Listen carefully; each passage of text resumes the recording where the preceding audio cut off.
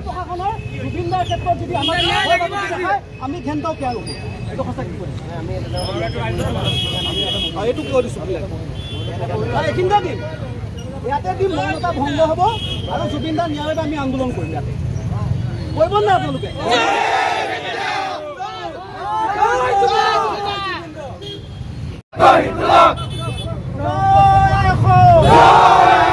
জুবিনদাক ন্যায় প্ৰদান কৰিব লাগিবই। We want justice. We want justice.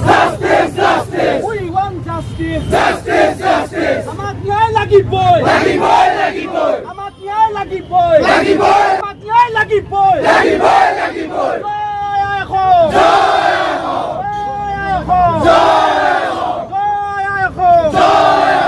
Assam জাতীয়তাবাদী যুৱ ছাত্ৰ পৰিষদ জিন্দাবাদ।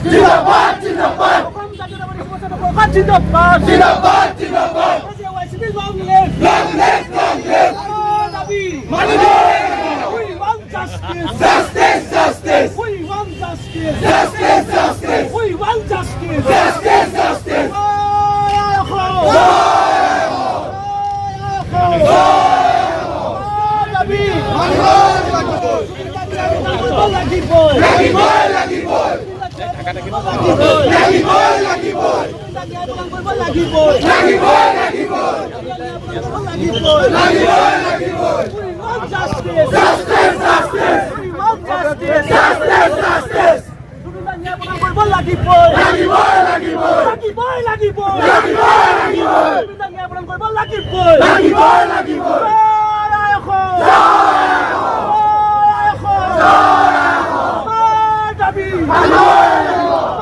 দাবী অসম জাতীয়তাবাদী যুৱ ছাত্ৰ পৰিষদ জিন্দাবাদ।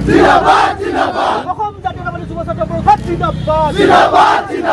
আমাৰ দাবী We want justice. We want justice.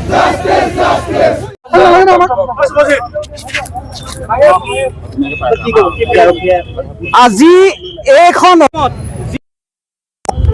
বিশ্বদৰ চিনাকি কৰি সকলোৱে জনপ্ৰিয় যিগৰাকী শিল্পী জুবিন গাৰ্গ ডাঙৰীয়াই আজি সেইগৰাকী শিল্পীৰ বাবে আমি প্ৰতিবাদী কাৰ্যসূচী ৰূপায়ণ কৰিব যাওঁতেই যি নগাঁও আৰক্ষী প্ৰশাসনে আমাক বাধা আৰোপ কৰিছে। তেখেতসকলক আমি মুকলিভাৱে এটা কথা সুধিছোঁ, তেখেতসকল জুবিন গাৰ্গৰ প্ৰতি ভালপোৱা ভাৱ আছেনে নাই? আজি জুবিন গাৰ্গ ডাঙৰীয়াৰ ন্যায় প্ৰাপ্তিৰ ক্ষেত্ৰত প্ৰায় 6টা মাহ অতিক্ৰম কৰিলে।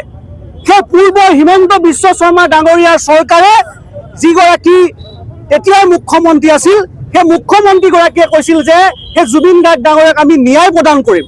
এই বিজেপি চৰকাৰে ন্যায় প্ৰদান কৰিম বুলি কোৱা এই চৰকাৰখনে আজি কুপতি আজি 6 মাহ হ'ল, এই 6 মাহতো এই জুবিন গাৰ্গ ডাঙৰীয়াই দিয়াই নাপালে।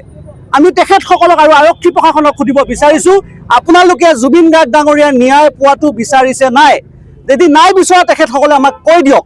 আৰু আমি যি নগাঁও বিশ্ববিদ্যালয়ৰ সমীপত যি জুবিন গাৰ্গ ডাঙৰীয়া আজি ৰাজহুৱাভাৱে শ্ৰদ্ধাঞ্জলি জনাবৰ বাবে আমি সকলো ইয়াৰ পৰা মৌন প্ৰতিবাদী কাৰ্যসূচী যি প্ৰতিবাদী কাৰ্যসূচী সাব্যস্ত কৰিব বিচাৰিছোঁ, এই প্ৰতিবাদী কাৰ্যসূচীত কিন্তু চৰকাৰৰ বৰ্তমান সময়ত চৰকাৰ নথকাৰ গণনালৈ আৰক্ষী প্ৰশাসনে আমাক বাধা আৰোপ কৰিছে।